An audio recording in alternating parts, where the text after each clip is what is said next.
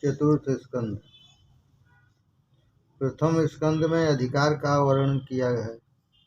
भागवत का श्रोता कैसा होना चाहिए आदि बातें बतलाई गई हैं। दूसरे स्कंद में ज्ञान लीला बतलाई गई है। मृत्यु जब समीप आ गई हो तब जीव कैसा व्यवहार करे, उस समय मनुष्य मात्र का क्या कर्तव्य है आदि का ज्ञान गुरु ने द्वितीय स्कंद में दिया है। पात्रता के अभाव में ज्ञान टिकता नहीं है। सुपात्र के अभाव में ज्ञान शोभा नहीं पाता है। धन और ज्ञान सुपात्र के बिना शोभा नहीं पाते हैं। धन और ज्ञान सुपात्र के बिना शोभा नहीं पाते हैं। जब तक ज्ञान क्रियात्मक नहीं होता तब तक वह अज्ञान जैसा ही होता है। बहुत जानने की अपेक्षा तो जितना जान लिया है उसे जीवन में उतारने का प्रयत्न करना चाहिए। बहुत जानने की अपेक्षा तो जितना ज्ञान जान लिया है उसे जीवन में उतारने का प्रयत्न करना चाहिए। ज्ञान जब तक क्रियात्मक न बन जाए तब तक उसकी कोई कीमत नहीं होती। जब ज्ञान क्रियात्मक होता है तभी वह शांति देता है। जब ज्ञान क्रियात्मक होता है तभी वह शांति देता है। ज्ञान को शब्द रूप ही मत रहने दो, क्रियात्मक बनाओ। विचार करने पर ज्ञान होता है कि ज्ञान का अंत न कभी हुआ और न कभी होने वाला ही है। विचार करने पर ज्ञान होता है, ज्ञात होता है कि ज्ञान का अंत न कभी हुआ और न कभी होने वाला ही है। परंतु ज्ञान जब क्रियात्मक बनता है तभी शांति मिलती है। गुरु के द्वारा दिए ज्ञान को क्रिया में और जीवन में किस प्रकार उतारना चाहिए, यह बात तीसरे स्कंद में बतलाई गई है। गुरु के द्वारा दिए ज्ञान को क्रिया में और जीवन में किस प्रकार उतारना चाहिए, यह बात तीसरे स्कंद में बताई गई है।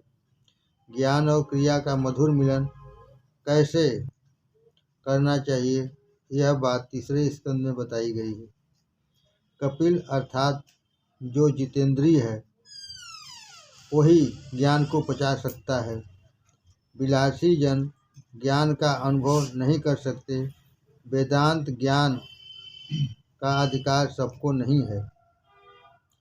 वेद ज्ञान का अधिकार विरक्त को ही है। वेद का संहिता भाग मंत्र रूप है। ब्राह्मण संहिता का भाष्य है। आरण्यक में उपनिषद आते हैं। अत्यंत सात्विक जीवन बिताने वाले ऋषि जो चिंतन करते हैं, अत्यंत सात्विक जीवन बिताने वाले ऋषि जो चिंतन करते हैं वह उपनिषद है, वही वेदांत है। देव का अंत ही वेदांत है। अंत का अर्थ है समाप्ति। वेद की समाप्ति उपनिषद है। वेद का अंत ही वेदांत है। अंत का अर्थ समाप्ति। वेद की समाप्ति उपनिषद है। वैराग्य और संयम के अभाव में ज्ञान पचता नहीं है। वैराग्य और संयम के अभाव में ज्ञान पचता नहीं है। उस ज्ञान को जीवन में उतार कर भक्तिमय जीवन बिताने वाले जन बहुत ही बिरले हैं। उस ज्ञान को जीवन में उतार कर भक्तिमय जीवन बिताने वाले जन बहुत ही बिरले हैं। ज्ञान प्राप्त करना हो तो सरस्वती के किनारे रहना पड़ेगा, करदम होना पड़ेगा। आप करदम बनेंगे तो आपकी बुद्धि देहूती बनेगी, अर्थात यदि आप जितेंद्रिय बनेंगे तो आपकी बुद्धि निष्काम बनेगी। ज्ञान सिद्ध होगा। ज्ञान के सिद्ध होने के बाद पुरुषार्थ सिद्ध होगा। अतः चौथे स्कंद में ऐसे 4 पुरुषार्थ की कथा कही। तृतीय स्कंद में सर्ग लीला थी और इस चौथे स्कंद में विसर्ग लीला है। पुरुषार्थ 4 हैं, धर्म, अर्थ, काम, मोक्ष। पुरुषार्थ 4 हैं, धर्म, अर्थ, काम और मोक्ष। अतः चौथे स्कंद में 4 प्रकरण हैं, धर्म, अर्थ, काम और मोक्ष। चौथे स्कंद में 4 प्रकरण हैं, धर्म, अर्थ, काम और मोक्ष। धर्म प्रकरण के 7 अध्याय हैं। धर्म प्रकरण के 7 अध्याय हैं। 7 प्रकार की शुद्धि होने पर धर्म की सिद्धि होती है। 7 प्रकार की शुद्धि होने पर धर्म की सिद्धि होती है। पहला देश शुद्धि, दूसरा काल शुद्धि, तीसरा मंत्र शुद्धि, चौथा देह शुद्धि, पांचवा विचार शुद्धि, छठवां इंद्रिय शुद्धि, सातवां द्रव्य शुद्धि। 7 प्रकार की शुद्धि होने पर धर्म की सिद्धि होती है। पहला देश शुद्धि, दूसरा काल शुद्धि, तीसरा मंत्र शुद्धि, चौथा देह शुद्धि, पांचवा विचार शुद्धि, छठवां इंद्रिय शुद्धि और सातवां द्रव्य शुद्धि। अर्थ प्रकरण में 5 अध्याय हैं, जो यह बताता है कि अर्थ की प्राप्ति 5 साधनों से होती है। अर्थ की प्राप्ति के 5 साधन हैं। माता पिता के आशीर्वाद, गुरु कृपा, तीसरा उद्यम, चौथा प्रारब्ध, पांचवा प्रभु कृपा। अर्थ प्रकरण में 5 अध्याय हैं, जो यह बताता है कि अर्थ की प्राप्ति 5 साधनों से होती है। अर्थ की प्राप्ति के 5 साधन ये हैं। पहला माता पिता के आशीर्वाद, दूसरा गुरु कृपा, तीसरा उद्यम, चौथा प्रारब्ध और पांचवा प्रभु कृपा। इन 5 प्रकार के साधनों से ध्रुव को अर्थ की प्राप्ति हुई थी। काम प्रकरण में 11 अध्याय हैं। ये अध्याय बताते हैं कि काम इंद्रियों में बसा हुआ है। 5 ज्ञानेंद्रियां, 5 कर्मेंद्रियां और 11वां मन।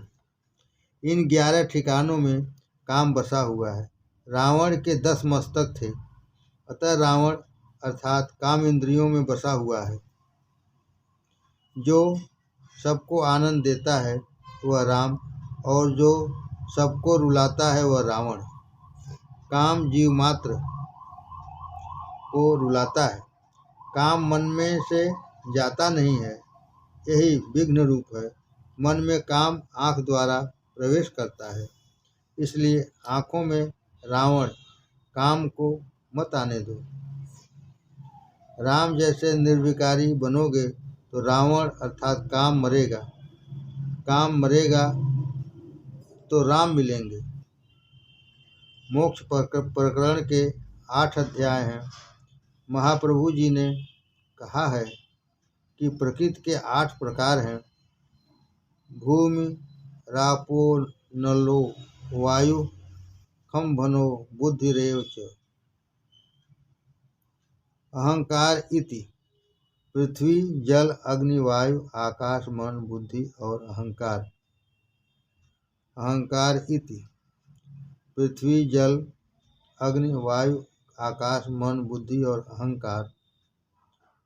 इस अष्टधा प्रकृति को जो काबू में रखता है उसे मोक्ष मिलता है। जो अष्टधा प्रकृति के बंधन में से मुक्त होता है वह कृतार्थ होता है। प्रकृति पर विजय पाने वाले को मुक्ति मिलती है। पृथ्वी, जल, आकाश, वायु, तेज, मन, बुद्धि तथा अहंकार को काबू में रखो। पृथ्वी, जल, आकाश, वायु, तेज, मन, बुद्धि तथा अहंकार को काबू में रखो। प्रकृति का अर्थ है स्वभाव। अनेक जन्मों के संस्कार मन में संचित रहते हैं। बड़े बड़े ऋषि भी प्रकृति को अर्थात स्वभाव को वश में नहीं रख सके हैं, इसलिए बंधन में पड़े हैं। अष्टधा प्रकृति पर विजय पाने वाले को मुक्ति मिलती है। प्रकृति के वश में जो होता है वह जीव है, और जो प्रकृति को वश में रखता है वह ईश्वर है। प्रकृति के वश में जो होता है वह जीव है, और जो प्रकृति को वश में रखता है वह ईश्वर है। श्रवण कीर्तन और 8 प्रकार की भक्ति जिसकी सिद्ध होती है वह ईश्वर का हो जाता है। तुम भगवान जैसे न बन सको तो कोई हर्ज नहीं, मगर भगवान के तो होकर रहो। इस प्रकार 21 अध्यायों का चौथा स्कंद है। 4 पुरुषार्थों में पहले धर्म और अंत में मोक्ष, बीच में अर्थ और काम है। इस क्रम को लगाने में भी रहस्य है। धर्म और मोक्ष के बीच में काम और अर्थ को रखा गया है। यह क्रम यह बतलाता है कि अर्थ और काम को धर्म और मोक्ष के अनुसार प्राप्त करना है। धर्म और मोक्ष ये दोनों पुरुषार्थ मुख्य हैं, बाकी के दोनों अर्थ और काम गौण हैं। धर्म के विरुद्ध कोई भी पुरुषार्थ सिद्ध नहीं होता। धर्म का हमेशा स्मरण रखो। सबसे पहले पुरुषार्थ धर्म है। धर्मानुसार ही अर्थ और काम की प्राप्ति करनी है। पैसा मुख्य नहीं है, धर्म ही मुख्य है। मानव जीवन में धर्म ही प्रधान है। धन से सुख नहीं मिलता। सुख मिलता है अच्छे संस्कारों से, संयम से और सदाचार से। प्रभु भक्ति से और त्याग से सुख मिलता है। प्रभु भक्ति से और त्याग से सुख मिलता है। धर्म से धन कभी भी श्रेष्ठ नहीं हो सकता। धर्म इस लोक और परलोक में सुख देता है। मरने के बाद धन साथ नहीं जाता, धर्म ही साथ जाता है। अतः धन से श्रेष्ठ धर्म है। जब से लोग अर्थ को महत्व देने लगे हैं, तब से जीवन बिगड़ गया है। स्वामी श्री शंकराचार्य ने एक जगह अर्थ को अनर्थ कहा है। अर्थ अनर्थ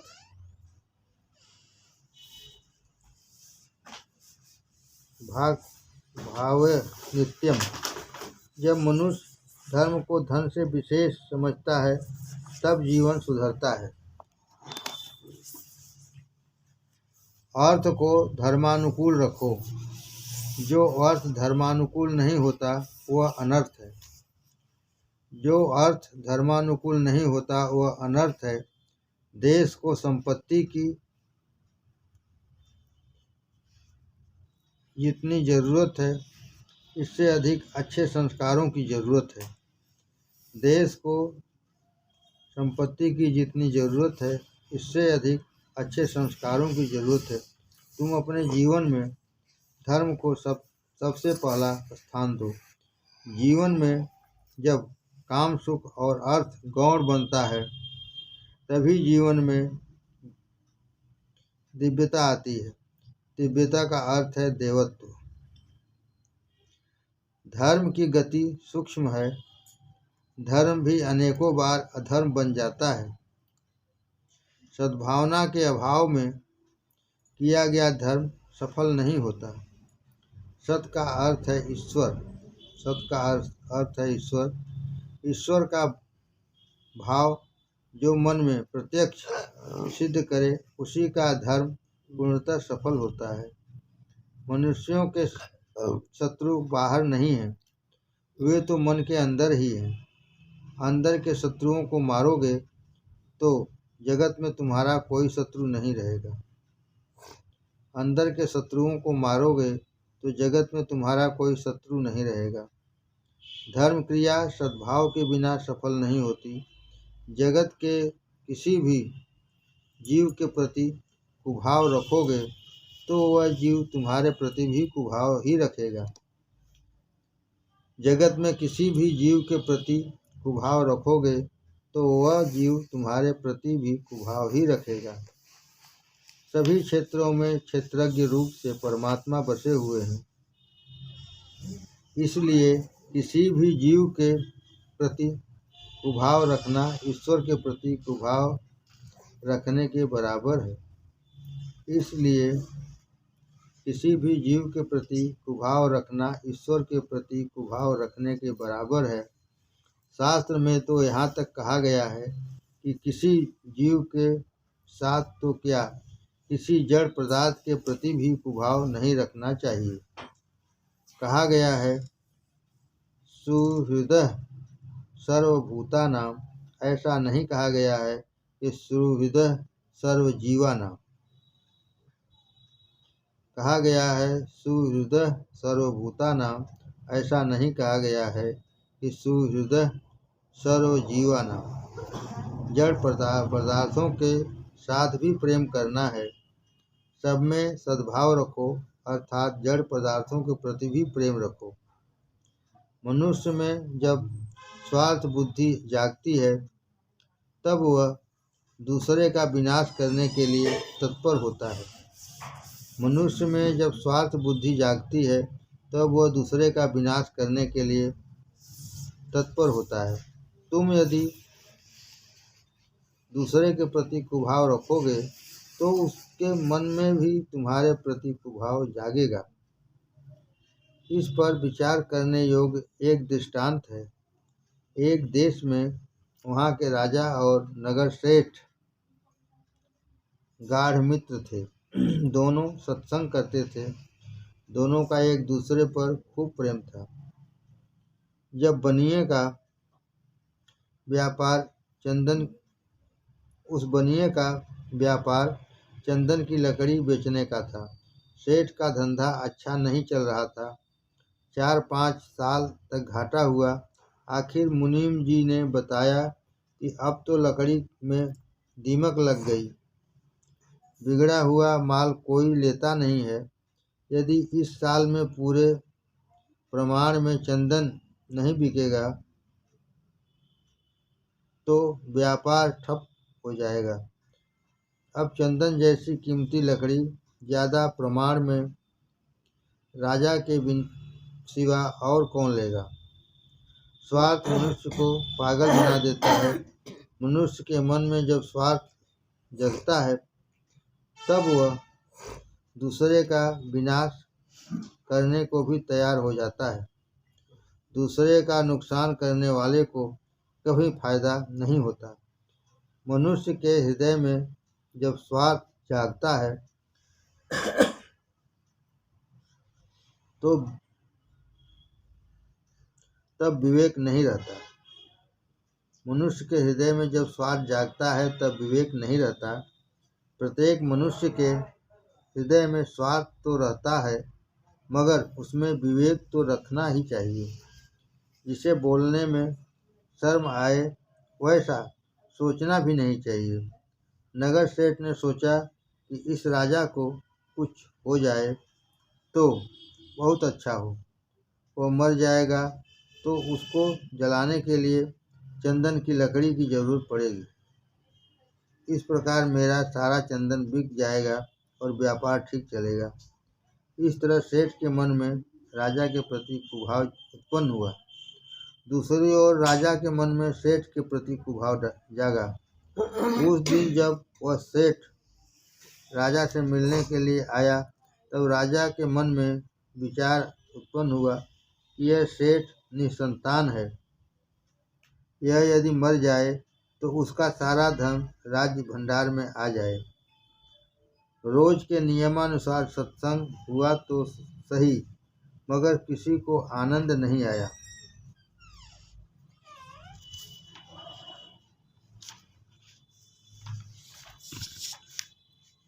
दो तीन दिन के बाद राजा के मन में विचार पैदा हुआ कि जो पहले कभी नहीं उत्पन्न हुआ था ऐसा दुष्ट विचार मुझे नगर सेठ के बारे में कैसे उत्पन्न हुआ। मनुष्य पाप को मन में छुपाए रखता है जिससे उसका जीवन बिगड़ता है। राजा ने सारी हकीकत सेठ से कह दी। राजा ने कहा, तुम्हारे बारे में मेरे मन में बुरे विचार कभी नहीं आए। इसका कोई कारण मेरी समझ में नहीं आ रहा है। क्या तुमने भी मेरे बारे में कुछ बुरे विचार किए थे?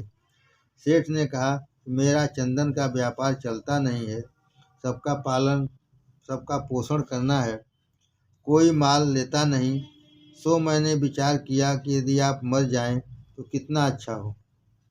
आप मरेंगे तो आपको जलाने के लिए चंदन की जरूरत पड़ेगी और मेरा सारा चंदन बिक जाएगा। राजा ने सेठ को उलाहना दिया कि खराब विचार तुमने क्यों किया? वैष्णव होकर ऐसे दुष्ट विचार करते हो, वैष्णव को शोभा नहीं देता। तुम्हारे मन में ऐसा विचार क्यों न आया कि राजा अपने महल के दरवाजे चंदन के बनवाए और इसलिए चंदन खरीद लें। राजा ठाकुर जी के लिए चंदन का झूला बनवाए और मेरा चंदन बिक जाए। इस प्रकार राजा का भी मन शुद्ध हो गया और बनिया सेठ का मन भी। इसके बाद दोनों में एक दूसरे के प्रति शुभ भावना जागी और दोनों सुखी हो गए। भाव बुद्धि सबसे बड़ा तप है। मानव जीवन तप के लिए ही है। जगत के किसी भी जीव के प्रति बैर मत रखो। शुद्ध भावना से रहित किया गया सत्कर्म भी किसी काम का शुद्ध भावना से रहित किया गया सत्कर्म भी किसी काम का नहीं होता। उससे कई बार धर्म भी अधर्म बन जाता है। सत्कर्म करने में यदि हेतु शुद्ध नहीं हो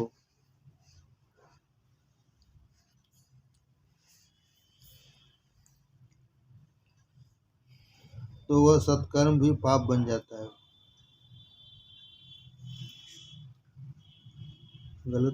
अशुद्ध भावना से रहित शुद्ध भावना से रहित किया गया सत्कर्म भी किसी काम का नहीं रहता। ठीक।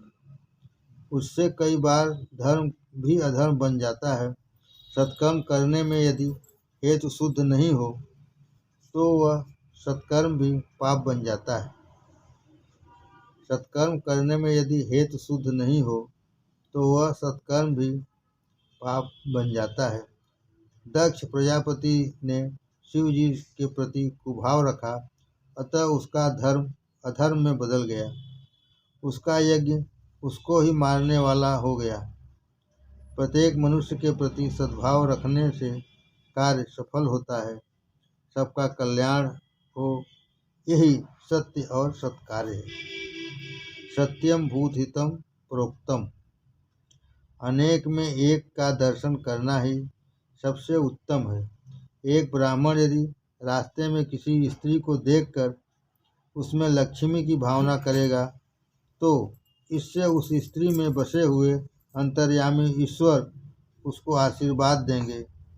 जबकि एक कामी पुरुष काम भाव से उस स्त्री को देखेगा तो उस स्त्री में बसा हुआ परमात्मा उसे शाप देगा।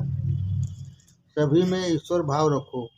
यदि तुम सब में ईश्वर भाव रखोगे तो दूसरे भी तुम में ईश्वर भाव रखेंगे। कई बार धर्म भी अधर्म बन जाता है। उसका कारण यह है कि धर्म करने वाला सब में समभाव नहीं रखता। सब में समभाव रखना ही सबसे उत्तम धर्म है। सब में समभाव रखोगे तो सुखी होगे। सद्भाव का अर्थ है ईश्वर का भाव। सब में जो ईश्वर का भाव रखता है वह सुखी होता है। ईश्वर धर्म भी उसका धर्म भी सफल होता है। किसी भी जीव में कुभाव रखने वाले का धर्म सफल नहीं होता। किसी भी जीव में कुभाव रखने वाले का धर्म सफल नहीं होता। महाभारत में हम देखते हैं कि श्री कृष्ण कई बार अधर्म करते हैं। महाभारत में हम देखते हैं श्री कृष्ण कई बार अधर्म करते हैं, किंतु उनके मन में सबके लिए सद्भाव ही होता है, इसलिए उनका अधर्म भी धर्म बन जाता है। सब में सद्भाव रखकर किया हुआ अधर्म भी धर्म बन जाता है। महाभारत के कर्ण पर्व में और द्रोण पर्व में इसी विषय के दृष्टांत मिलते हैं। कर्ण पर्व में कहा गया है कि जिस समय कर्ण अपने रथ का पहिया जमीन से निकाल रहा था और निशस्त्र था, उसी समय भगवान ने अर्जुन से कहा कि तू इस कर्ण को मार। कर्ण कहता है, युद्ध शास्त्र का नियम है कि जब शत्रु निशस्त्र हो उस समय उस पर प्रहार न करो। अतः अर्जुन को मुझ पर प्रहार नहीं करना चाहिए। तब श्री कृष्ण कर्ण से कहते हैं, कर्ण, तुमने आज तक धर्म का कितना पालन किया है? तुमने स्वयं तो धर्म का पालन किया नहीं और दूसरों को धर्म पालन करने का उपदेश देते हो। भरी सभा में द्रौपदी का अपमान किया गया, उस समय तुम्हारा धर्म कहाँ था? इस प्रकार द्रोण पर्व में कथा आती है, द्रोणाचार्य पांडव सेना का विनाश कर रहे थे। श्री कृष्ण ने सोचा, यह बुढ़ा मरेगा नहीं तो अनर्थ होगा। इतने में अश्वत्थामा नाम का हाथी मारा गया। श्री कृष्ण ने सोचा, यदि द्रोणाचार्य को कहा जाए तुम्हारा पुत्र मारा गया है, तो पुत्र शोक के कारण ये युद्ध बंद कर देंगे। यह सोचकर उन्होंने घोषणा करवा दी कि अश्वत्थामा मारा गया। द्रोणाचार्य ने सोचा कि बेटा तो मार दिया गया है, अब युद्ध क्यों करूं? द्रोणाचार्य ने सोचा कि बेटा तो मार दिया गया है, अब युद्ध क्यों करूं? परंतु यदि धर्मराज युधिष्ठिर कह दें कि अश्वत्थामा मार दिया गया है, तो मैं सच मानूं। युधिष्ठिर से भगवान कहते हैं, बोलो, अश्वत्थामा मारा गया। युधिष्ठिर कहते हैं कि राज्य के लिए मैं असत्य कैसे बोलूं?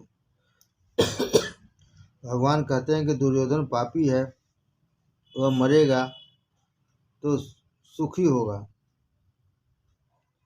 और जीवित रहेगा तो अधिक पाप करेगा और दुखी होगा। जिससे सबका कल्याण हो, यह वही सत्य है। द्रोणाचार्य ब्राह्मण होकर भी अधर्मी दुर्योधन की सहायता कर रहे हैं, वे पाप कर रहे हैं। द्रोणाचार्य अगर युद्ध छोड़ दें तो उनसे ज़्यादा अधर्म नहीं होगा। इसलिए कहता हूँ कि बोलो कि अश्वत्थामा हतः। भगवान ने बहुत आग्रह किया, इसलिए युधिष्ठिर को बोलना पड़ा कि अश्वत्थामा हतः। असत्य बोलने का पाप न लगे, इसलिए वे उसके बाद बोले कि नरो वा कुंजरो वा। परंतु ये अंतिम शब्द किसी को सुनाई दे, इससे पहले कि प्रभु ने जोर से शंखनाद कर दिया, अतः ये शब्द किसी को सुनाई न दिए। दक्ष प्रजापति का यज्ञ रूप धर्म शिव जी के प्रति कुभाव रखकर करने के कारण अधर्म बनकर उसको ही मारने वाला बना। दूसरी तरफ श्री कृष्ण का असत्य भाषण रूप अधर्म भी सबके कल्याण के लिए किया गया होने के कारण धर्म रूप बन गया। सत्कर्म करते समय भाव शुद्ध रखो, हृदय शुद्ध रखो। शुद्ध भाव रखना ही सबसे बड़ा तप है। इसीलिए तो सर्वेषां अविरोधेन ब्रह्म कर्म संसारभे, यह मंत्र बोलकर, इसीलिए तो सर्वेषां अविरोधेन ब्रह्म कर्म संसारभे, यह मंत्र बोलकर प्रत्येक सत्कर्म का आरंभ किया जाता है। सबके प्रति सद्भाव रखो, सबको सद्भाव से देखो। सद्भाव के बिना किया हुआ सत्कर्म सफल नहीं होता। मैत्रेय जी कहते हैं, मनु भगवान के यहाँ 3 कन्याएं हैं, एक आकृति, दूसरी देवहूति और तीसरी प्रसूति। देवहूति की शादी कर्दम के साथ हुई थी उसकी 9 कन्याएं हुई थी। उन 9 कन्याओं का ब्याह 9 ब्रह्मर्षियों के साथ हुआ था। प्रसूति का ब्याह दक्ष प्रजापति के साथ हुआ था। यह सब कथा कह चुके हैं। अब इन कर्दम की कन्याओं के वंश का वर्णन करता हूँ। मरीच और कला के यहाँ कश्यप और पूर्णिमा नाम के 2 पुत्र पैदा हुए। मरीच और कला के यहाँ कश्यप और पूर्णिमा नाम के 2 पुत्र पैदा हुए। अत्रि की पत्नी अनसुईया के यहाँ दत्तात्रेय, दुर्वासा और चंद्रमा नाम के 3 पुत्र हुए। ये अनुक्रम से विष्णु, शंकर और ब्रह्मा के अंश से उत्पन्न हुए थे। मरीचि और कला के यहाँ कश्यप और पूर्णिमा नाम के 2 पुत्र पैदा हुए। अत्रि और अनसुईया के यहाँ दत्तात्रेय और चंद्रमा नाम के 3 पुत्र हुए। वे अनुक्रम से विष्णु, शंकर और ब्रह्मा के अंश से उत्पन्न हुए थे।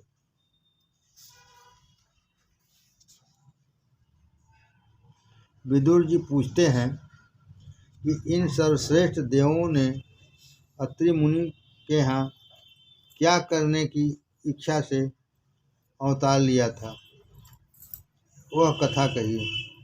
मैत्रेय जी कहते हैं कि दत्तात्रेय अत्रि के घर आए हैं। पुरुष यदि अत्रि जैसा तपस्वी बने और स्त्री अनसुईया जैसी तपस्विनी बने तो आज भी उसके घर दत्तात्रेय आने को तैयार है।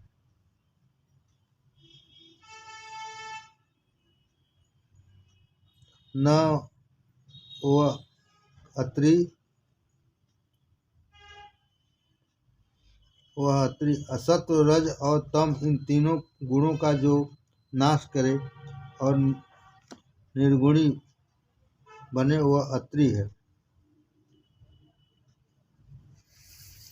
सत्व, रज और तम इन तीनों गुणों का जो नाश करे और निर्गुणी बने वह अत्रि है। सत्व, रज और तम इन तीनों गुणों में जीव मिल गया है। इन 3 गुणों से जीव को अलग होना है।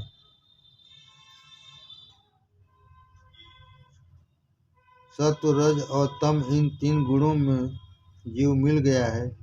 इन 3 गुणों से जीव को अलग होना है। तर्जनी उंगली जीव भाव बताती है, अभिमान बताती है।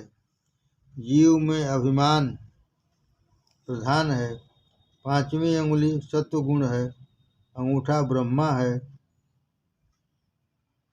इसलिए पुष्टि संप्रदाय में प्रभु को तिलक अंगूठे से लगाया जाता है।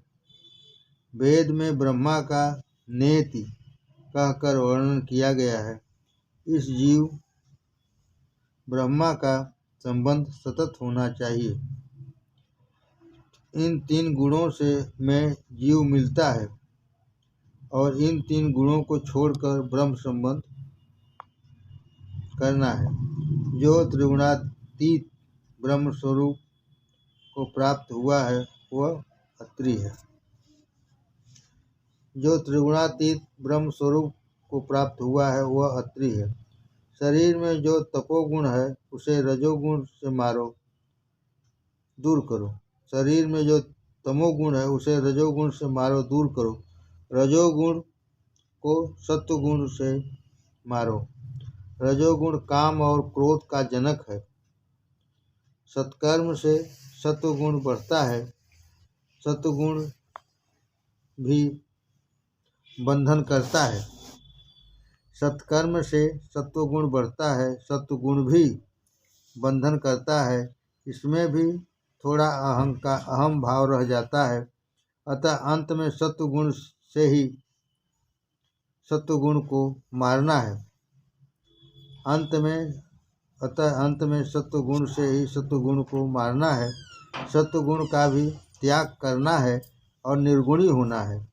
यदि जीव अत्रि हो तो की बुद्धि अनसूया हो। असूया, असूया से रहित बुद्धि ही अनसूया है। बुद्धि में सबसे बड़ा दोष असूया मत्सर है। दूसरों का भला देखकर ईर्ष्या करना, जलना, यही असूया या मत्सर है। दूसरों का भला देखकर ईर्ष्या करना, जलना, यही असूया या मत्सर है। दूसरों के दोषों का विचार श्री कृष्ण दर्शन में विघ्न करता है। बुद्धि में जब तक असूया मत्सर होगा तब तक ईश्वर का चिंतन नहीं कर सकते। भगवान का दर्शन सब में करना है। यदि जीव सब में ब्रह्मा का दर्शन करे तो वह कृतार्थ होगा। यदि जीव सब में ब्रह्म का दर्शन करे तो वह कृतार्थ होगा। जिसकी बुद्धि असूया रहित होती है वह अत्रि बनता है। तत्पश्चात दत्तात्रेय पधारते हैं और 3 गुणों का त्याग करके निर्गुणी बने और बुद्धि असूया रहित बने, तब ईश्वर प्रकट होते हैं। प्रभु के स्मरण से बुद्धि जागृत होती है। असूया ईश्वर के मार्ग में आगे बढ़ने में रुकावट करने वाली है। असूया ज्ञान शक्ति के मार्ग में रुकावट करती है। इसलिए किसी से असूया मत करो। जब बुद्धि अनसूया बनती है तब वह ईश्वर का चिंतन कर सकती है। अनसूया महान पतिव्रता है। एक बार देवर्षि नारद कैलाश में आए। शंकर समाधि में थे। पार्वती जी पूजन कर रही थी। पार्वती जी ने नारद जी को प्रसाद दिया। नारद जी कहते हैं, लड्डू बहुत सरस है, आज आपके हाथ का प्रसाद मिला है, परंतु उस अनसूया के घर के लड्डू आपके लड्डू से श्रेष्ठ हैं। पार्वती जी पूछती हैं कि अनसूया है कौन? नारद जी कहते हैं कि आप पतिव्रता हैं, मगर अनसूया महान पतिव्रता है। पार्वती के मन में ईर्ष्या उत्पन्न हुई। अनसूया मुझसे भी बढ़कर है। श्री शंकर जब समाधि से जागे तो पार्वती ने बंधन किया। घर के आदमी बहुत बंधन करें तो समझ लेना गड्ढे में उतारने की तैयारी है। घर के आदमी बहुत बंधन करें तो समझ लेना कि गड्ढे में उतारने की तैयारी है। शंकर ने पूछा, देखो क्या बात है? पार्वती ने कहा कि किसी भी प्रकार से अनसूया का पतिव्रत भंग हो, ऐसा करो। शिव जी कहते हैं, जो दूसरों का बुरा करने की इच्छा करता है उसका ही बुरा होता है। इसमें कल्याण नहीं है देवी, परंतु तेरी इच्छा है तो प्रयत्न करूंगा। इस और नारद जी बैकुंठ में आए, लक्ष्मी जी से मिले। उन्होंने नारद जी से पूछा कि आज इतने आनंद में क्यों हो? नारद जी कहते हैं कि बैकुंठ की महिमा तो पहले थी, परंतु अब तो अनसूया के आश्रम के सिवा कहीं भी जाने की इच्छा नहीं होती। मैं उनके आश्रम से आ रहा हूँ, अतः अति आनंद में हूँ। लक्ष्मी जी पूछती हैं कि अनसूया है कौन? नारद जी कहते हैं कि वह तो महान पतिव्रता है। लक्ष्मी जी ने भी विष्णु जी से कहा कि आप कुछ ऐसा करें कि जिससे अनसूया का पतिव्रत भंग हो। पार्वती जी का अर्थ है बुद्धि। बुद्धि विद्या में मत्सर है। लक्ष्मी जी का अर्थ है द्रव्य। द्रव्य में ईर्ष्या अर्थात असूया रहती है। ब्रह्माणी रजोगुण है। सावित्री ने भी इसी प्रकार ब्रह्मा जी से विनती की। शंकर, विष्णु, ब्रह्मा तीनों देवता चित्रकूट में एक साथ मिले। तीनों देवता अनसुईया के आश्रम में आए। भिक्षा मांगते हुए उन्होंने कहा कि हम भिक्षा मांगते हैं, मगर आप नग्न होकर भिक्षा दें तो हम लेंगे। अनसुईया सोचती है कि यदि नग्न होकर भिक्षा दूंगी तो मेरा पातिव्रत भंग होगा, और अगर भिक्षा नहीं दूं तो घर आंगन में आए हुए अतिथि वापस जाएंगे तो यह महापाप होगा, मुझे पाप लगेगा।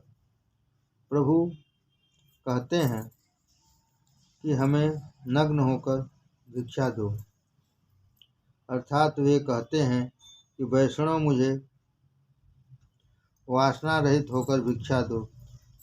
ईश्वर को वासना रहित होकर, निष्काम होकर सब कुछ अर्पण करना है। अनसुईया के मन में कोई वासना नहीं थी।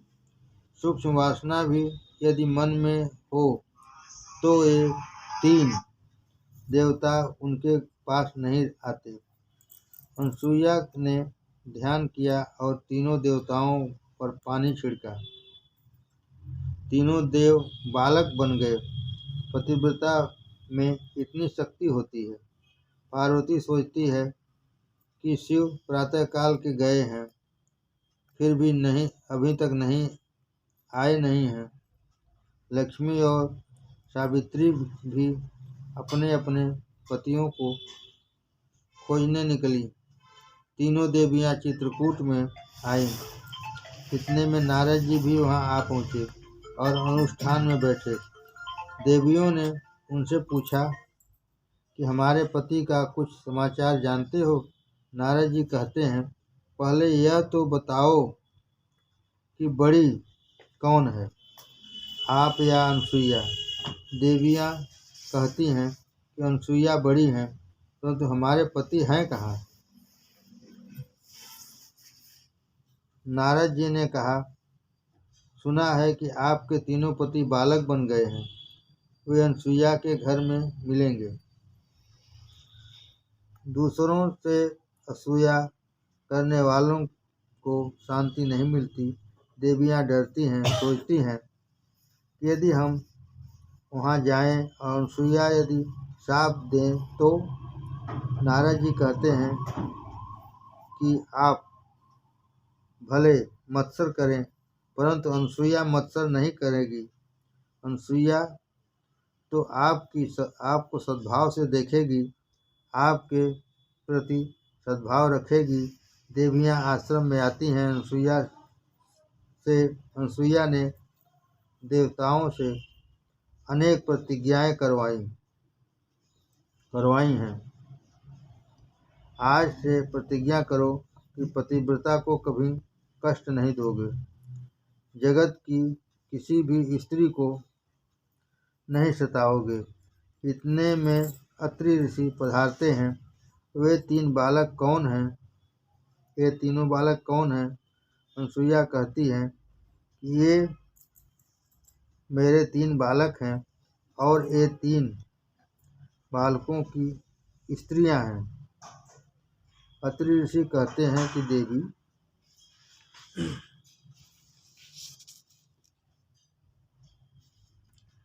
ऐसा कहो कि ये तीन महान देवता हैं।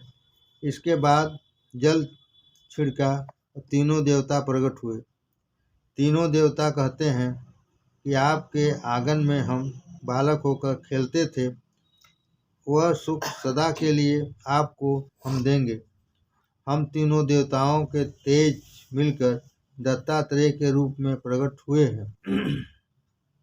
इन तीनों देवताओं के तेज मिलकर दत्तात्रेय के रूप में प्रकट हुए हैं। अब यह जीव कुछ मांगता नहीं है, तब परमात्मा उसको अपने स्वरूप का दान करते हैं। जब यह जीव कुछ मांगता नहीं है तो परमात्मा उसको अपने स्वरूप का दान करते हैं। मार्गदर्शन गुरु कृपा के बिना मिलता नहीं है।